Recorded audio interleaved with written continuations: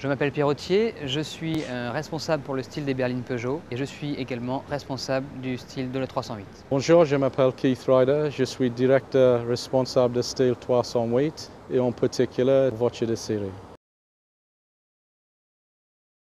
Le plus important dans la conception de le style automobile, c'est le volume principal, l'équilibre de volume. Avec 308, on a un volume lié à une architecture, la berline semi-haute, une architecture qui est très moderne dans la conception et un équilibre de masse formidable pour styliser la voiture.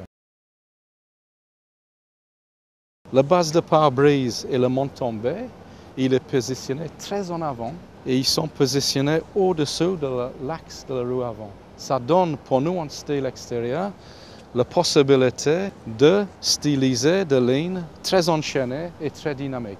On voit cette première ligne principale, il va jusqu'à le bloc arrière, le bec arrière. La deuxième chose pour équilibrer cette voiture-là, c'est lié avec la largeur. On a une voie élargie avec la possibilité de sculpter dans une manière très généreuse toutes les ailes avant et les capots et les zones châssis. Tout ça, ça donne la voiture à puissance. La deuxième ligne de style qui prend naissance à la barre de la bouclier, ça monte, ça traverse le feu et ça plonge fortement vers l'avant. Ça donne dynamique à la voiture et on dit que c'est une voiture prête à bondir. Si on fait un zoom dans cette partie-là, on voit que tout ce qui tourne autour de l'image de Peugeot. On a la force de sculpture, une voiture qui est vraiment fortement sculptée autour des optiques et des anti-brouillards, qui sont traités dans une manière très précieuse et dans un esprit très élégant. Nous avons tout ce qui tourne autour de la puissance de l'automobile, des anges très prononcés, lunettes arrière panoramiques qui tirent bien sur la largeur de la voiture. Quelques artifices de style, on voit qu'il y a une ligne de pli ici avec une hauteur de seuil qui tire visuellement la voiture en largeur. Ça donne une puissance à la bloc arrière. Dans le fort arrière, il y a un tout petit déflecté ici qui contribue à descendre, optimise le côté aérodynamique de la voiture.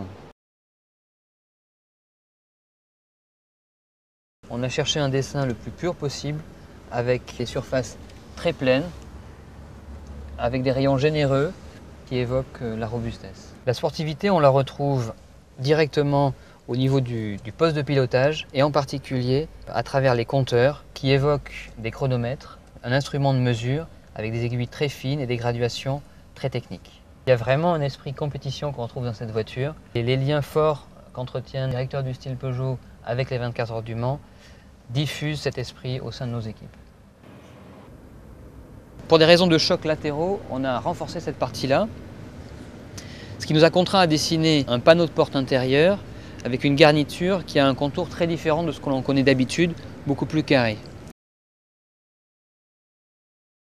Lorsque nous avons étudié 308, nous étudions en parallèle le concept car 907 du Salon de Paris. On retrouve sur 308 un certain nombre de détails qui ont été inspirés par la même veine, la veine sportive. La grille incurvée que l'on retrouve de ce véhicule évoque le monde sportif et les anti-brouillards longitudinaux. En question de style extérieur et intérieur couleur matière sur 308, c'est la première fois qu'on a poussé le bas aussi loin en question de qualité. C'est une véritable obsession pour nous en style. On a passé dans tous les détails dans une manière soigneuse pour faire le finishing nécessaire pour inaugurer toutes les qualités nécessaires sur cette voiture-là.